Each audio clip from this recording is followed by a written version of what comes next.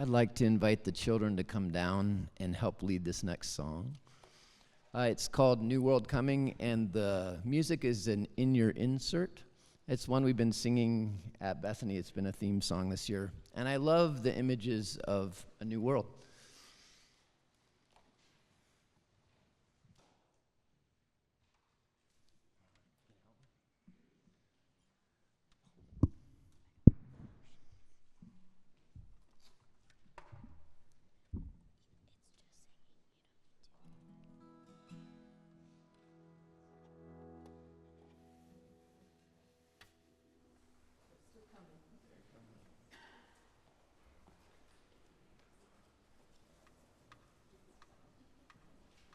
Can you all just come stand up here with me? That way we'll be able to hear it.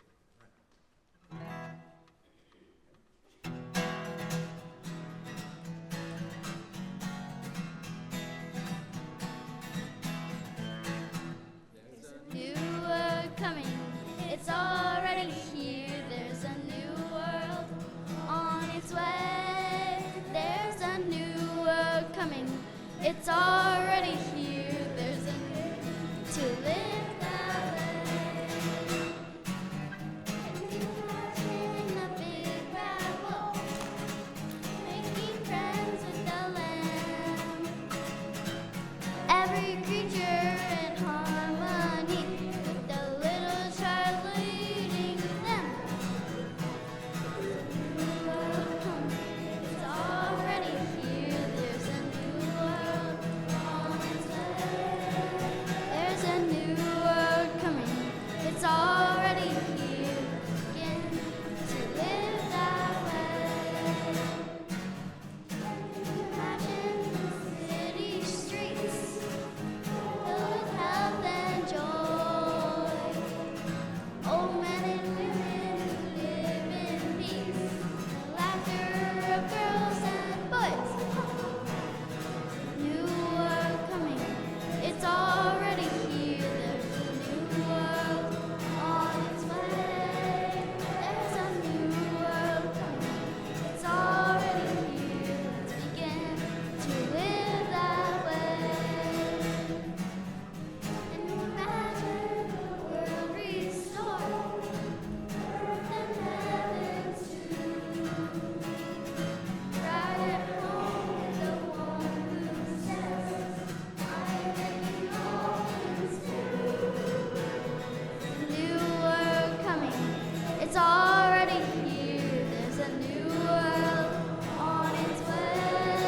There's a new world coming, it's already here. Let's begin to live that way.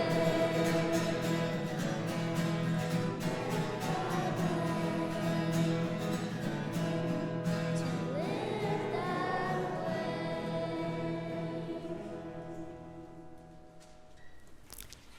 Kids, can you just have a seat right up here? Now it's time for children's time. Thank you, Jonathan. Okay. What do you know about idols during Bible times? They're images made out of wood or stone or maybe gold, and they represent pagan deities, the gods of tribes of people. And what did people do with idols in Bible times? They prayed to them. They bowed down to them. They brought gifts to them. They believed that they had special powers. So they would pray for a good harvest, for somebody to get well who was sick, for victory in a battle. In Bible times, the Egyptians, the Canaanites, even the Romans, all the people all around the Israelites had idols like that. They had tribal deities that they prayed to because they wanted something from that God. And the Israelites were tempted to do that too. Sometimes they were tempted to build idols and pray to them too. But in the Ten Commandments, God told the people, do not build idols. Because their God was not some little tribal deity. Their God was the creator of the universe.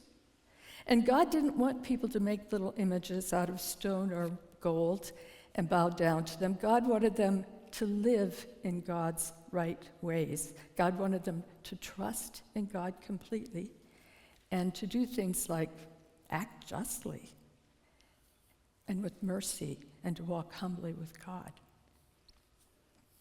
Well, idols like the ones in the Bible aren't really a problem today, are they?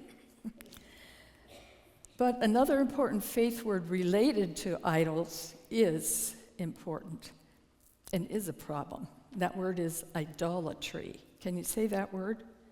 Idolatry.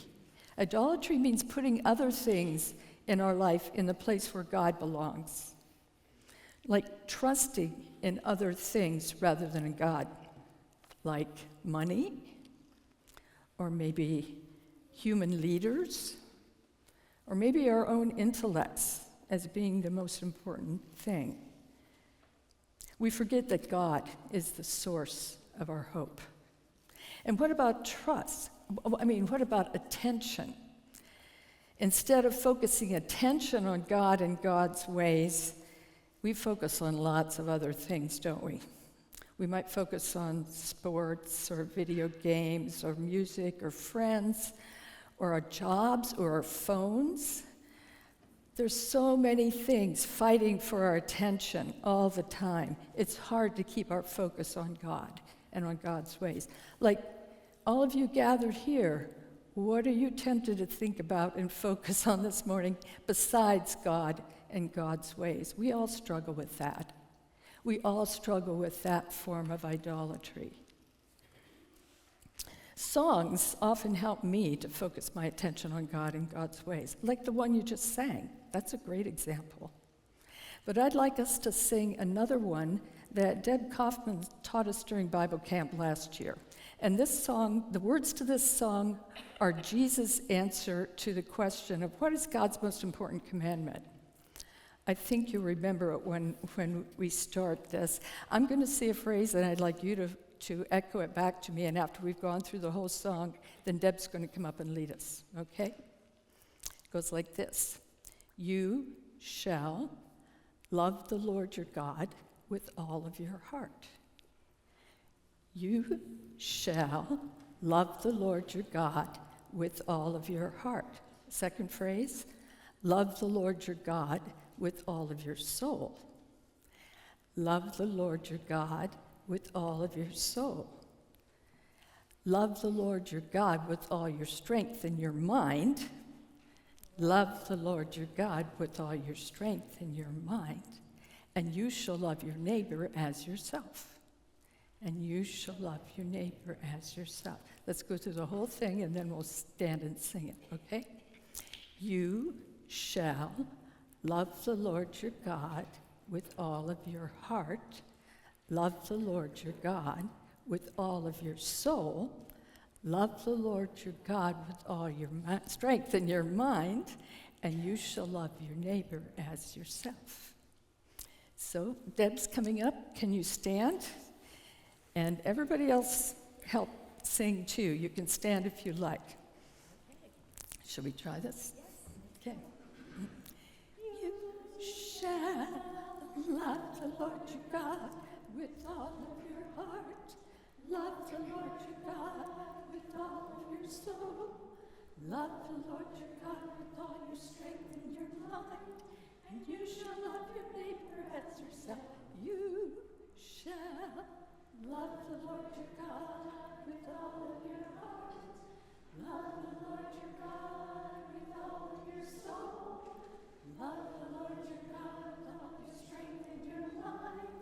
And you shall love your neighbor as yourself. Okay, thanks, Deb. You can go back to your families.